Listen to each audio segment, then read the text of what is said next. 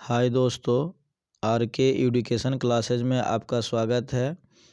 आज हम लोग क्लास 10th का चैप्टर 3 का ऑब्जेक्टिव क्वेश्चन करेंगे और इसके पार्ट 1 वीडियो में हम लोग 1 से लेके 30 तक ऑब्जेक्टिव कर चुके थे।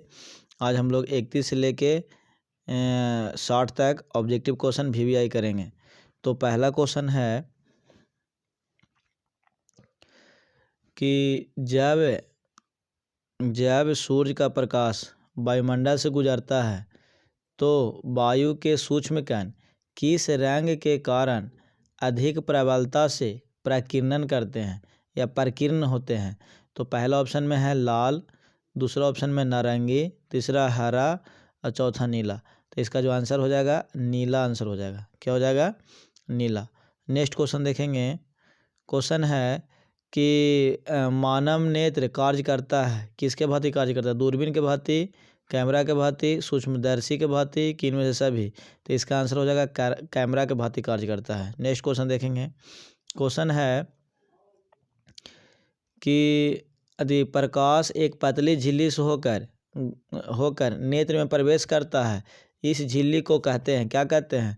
कॉर्निया कहते हैं, स्वच्छमंडल कहते हैं, कि दोनों हो जाएगा, कि गोलक कहेंगे? तो इसका आंसर हो जाएगा दोनों। नेक्स्ट क्वेश्चन देखेंगे।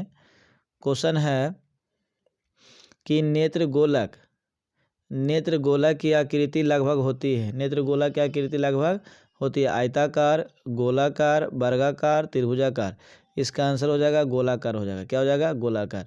नेक्स्ट क्वेश्चन है कि नेत्र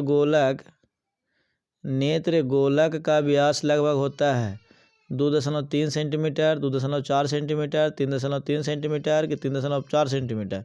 तो इसका आंसर हो जाएगा 2.3 सेंटीमीटर। नेक्स्ट क्वेश्चन देख लेंगे हम लोग दोस्तों। नेक्स्ट क्वेश्चन है कि कॉर्निया के पीछे एक संरचना होता है, उसे क्या कहते हैं? कॉर्निया के पीछे एक संरचना होता है, उसे क्या कहते हैं? परितारिका कहते हैं, रेटिना कहते हैं, स्वच्छमंडल कहते हैं, इनमें से कोई नहीं। तो इसका आंसर हो जाएगा परितारिका हो जाएगा। नेक्स्ट क्वेश्चन देखेंगे। क्वेश्चन है कि परितारिका नियंत्रण करती है किसको नियंत्रित करती है भाई? नेत्र के साइज को, कॉर्निया के साइज को, कि रेटिना के साइज को, कि पुतली के साइज को? तो इसका आंसर हो जाएगा पुतली के साइज को करता है। किसको करता है? पुतली के साइज को। नेक्स्ट क्वेश्चन देखेंगे।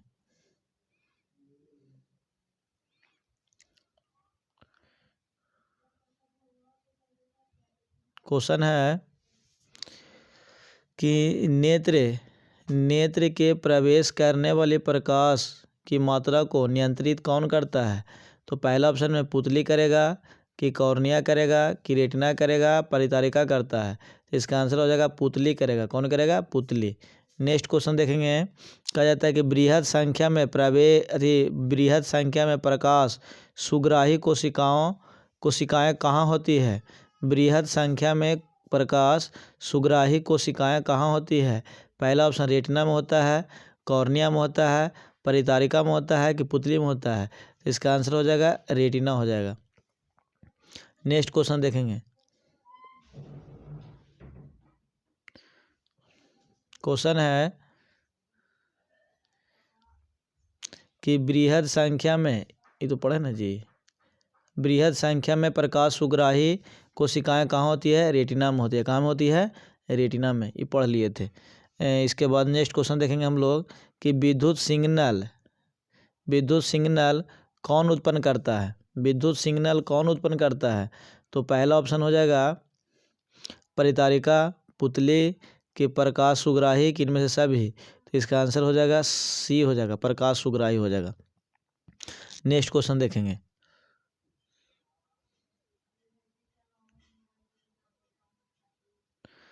क्वेश्चन है कि सिग्नलों की संख्या कहाँ होती है? सिग्नलों की संख्या कहाँ होती है? मस्तिष्क में होती है, पुतली में होती है, कि रेटिना में होती है, कि कॉर्निया में होता है? तो इसका आंसर हो जाएगा मस्तिष्क हो जाएगा। क्या हो जाएगा? मस्तिष्क। नेक्स्ट क्वेश्चन है कि मोतियाबिंद की स्थिति होती है जब क्रिस्टलीय, पहला ऑप्शन में क्रिस्टलीय लेंस दूधिया हो जाता है, क्रिस्टलीय लेंस धुंधला हो जाता है, क्रिस्टलीय लेंस पीला हो जाता है, कि दोनों? तो इसका जो आंसर होना चाहिए गलत दिया हुआ है, इसका आंसर हो जाएगा ए और बी दोनों होना चाहिए। क्या होना चाहिए? ए और बी दोनों। नेक्स्ट क्वेश्चन देखेंगे दोस्तों। क्वेश्चन है कि वायुमंडल में प्रकाश का कौन सा रंग अधिक पराकिरण करता है? वायुमंडल में प्रकाश का कौन सा रंग अधिक पराकिरण करता है? लाल रंग करेगा कि नीला करेगा कि पीला करेगा कि नारंगी करेगा? तो इसका आंसर हो जाएगा नीला हो जाएगा। क्या हो जाएगा दोस्तों? नीला हो जाएगा। क्वेश्चन है कि इंद्रधनुष में कितने रंग होते हैं? इंद्रधनुष में कितने रंग होते हैं? 3 रंग होते हैं कि 7 रंग होते हैं कि 6 रंग होते हैं कि 5 रंग होते हैं? तो इसका आंसर हो जाएगा 7 रंग। कितने रंग हो जाएगा? 7 रंग। Next question.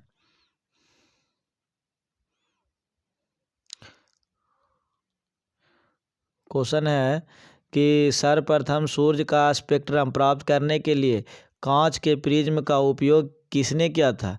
बहुत मोस्ट इम्पोर्टेंट क्वेश्चन है कि सर्वप्रथम सूर्य का स्पेक्ट्रम प्राप्त करने के लिए कांच के प्रिज्म का उपयोग किसने किया था? पहला ऑप्शन न्यूटन ने किया था, दूसरा आइंस्टीन ने किया था कि पाइथागोरस ने किया था कि गैलीलियो ने किया था? तो इसका आंसर हो जाएगा दोस्तों न्यूटन ने किया था। किसने किया था? न्यूटन ने किया था। नेक्स्ट क्वेश्चन है। क्वेश्चन है कि इंद्रधनुष किस दिशा में बनता है? इंद्रधनुष किस दिशा में बनता है? पहला ऑप्शन में सूर्य के विपरीत दिशा में, पहला ऑप्शन में है सूर्य की दिशा में, दूसरा है सूर्य के विपरीत दिशा में, कि तीसरा ऑप्शन है दोनों में, कि इनमें से सभी? तो इसका जो आंसर हो जाएगा सूर्य के विपरीत दिशा में। सूर्य के विपरीत दिशा में। नेक्स्ट क्वेश्चन देखेंगे। क्वेश्चन है कि निर्वात में प्रकाश की चाल, निर्वात में प्रकाश की चाल कितना होता है? पहला ऑप्शन 3 गुना 10 के पावर 6 मीटर प्रति सेकंड होता है, कि 3 गुना 10 के पावर 7 मीटर प्रति सेकंड होता है, कि 3 गुना 10 के पावर 8 मीटर प्रति सेकंड होता है, कि 3 गुना 10 के पावर 9 मीटर प्रति सेकंड होता है? इसका आंसर हो जाएगा 3 गुना 10 के पावर 8 मीटर प्रति सेकंड होता है। नेक्स्ट क्वेश्चन देखेंगे। क्वेश्चन है कि वायुमंडलीय अपवर्तन के कारण सूर्य हमें वास्तविक सूर्योदय से लगभग कितने मिनट पहले दिखाई देता है? इसका ऑप्शन हो जाएगा 2 मिनट पहले, 3 मिनट पहले, कि 4 मिनट पहले, कि 1 मिनट पहले? तो इसका आंसर हो जाएगा 2 मिनट पहले दिखाई देता है। Next question. क्वेश्चन है कि निम्न में से किस माध्यम में प्रकाश की चाल अधिकतम होता है? निम्न में से किस माध्यम में प्रकाश की चाल अधिकतम होता है? निर्वात में, कि जल में, कि शीशा में, कि हीरा में? तो इसका आंसर हो जाएगा निर्वात में। किस में हो जाएगा? निर्वात में। Next question. क्वेश्चन है कि सूक्ष्म कणों का एक विषमांगी मिश्रण है।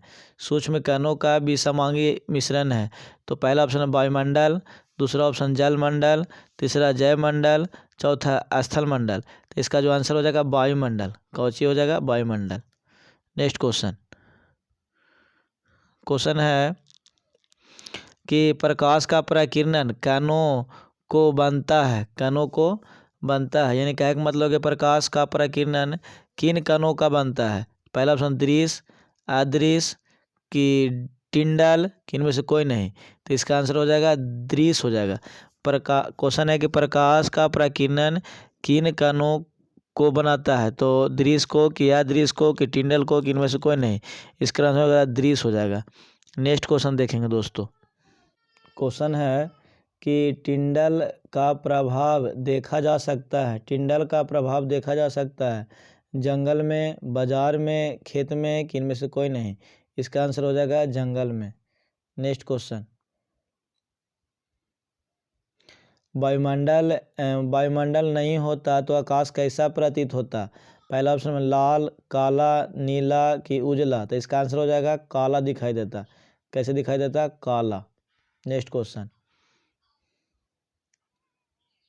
क्वेश्चन है कि अत्यधिक ऊंचाई पर उड़ते हुए यात्रियों को आकाश कैसा प्रतीत होता है? तो पहला ऑप्शन में है नीला प्रतीत होता है, कि उजला प्रतीत होता है, कि काला प्रतीत होता है, कि इनमें से कोई नहीं? इसका आंसर हो जाएगा काला। Next question. खतरे का संकेत प्रकाश किस रंग का होता है? खतरे का संकेत प्रकाश किस रंग का होता है?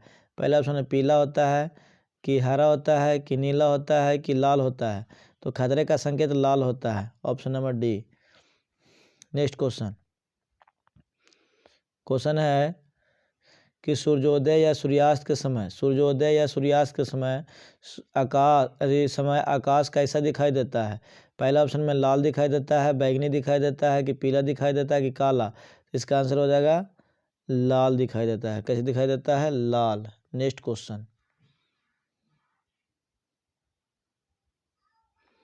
क्वेश्चन है कि दोपहर के समय सूर्य कैसा प्रतीत होता है। दोपहर के समय सूर्य कैसा प्रतीत होता है? पहला में लाल, श्वेत, नीला कि बैंगनी। तो दोपहर के समय कैसा प्रतीत होता है? तो इसका आंसर हो जाएगा श्वेत प्रतीत होता है। नेक्स्ट क्वेश्चन कहा जाता है कि किसी माध्यम में छोटे छोटे कणों का विलंबन को क्या कहा जाता है। तो पहला ऑप्शन है कोलाइड कहा जाता है, पुंज कहा जाता है, प्रकाश कहा जाता है कि इनमें से कोई नहीं। इसका आंसर हो जाएगा कोलाइड कहा जाता है। क्या कहा जाता है? कोलाइड। नेक्स्ट क्वेश्चन है कि किसी कोलाइडी विलयन में निलंबित कणों से प्रकाश का प्रकीर्णन को कहा जाता है। क्या कहा जाता है? पहला ऑप्शन में टिंडल का प्रभाव कहा जाता है, तरंग का प्रचाप कहा जाता है, दोनों कहा जाता है, इनमें से कोई नहीं। इसका आंसर हो जाएगा ए हो जाएगा आंसर, टिंडल प्रभाव कहा जाता है। किसी कोलाइडी विलयन में निलंबित कणों से प्रकाश के प्रकीर्णन को कहा जाता है टिंडल का प्रभाव कहा जाता है। नेक्स्ट क्वेश्चन देखेंगे दोस्तों कि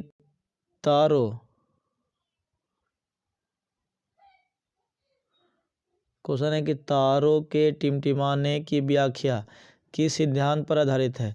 तारों का टिमटिमाना किस सिद्धांत पर आधारित है? पहला में अपवर्तन के सिद्धांत, प्रकीर्णन के सिद्धांत, वर्ण विक्षेपण के सिद्धांत कि इनमें से कोई नहीं। तो इसका आंसर हो जाएगा अपवर्तन के सिद्धांत। नेक्स्ट क्वेश्चन देखेंगे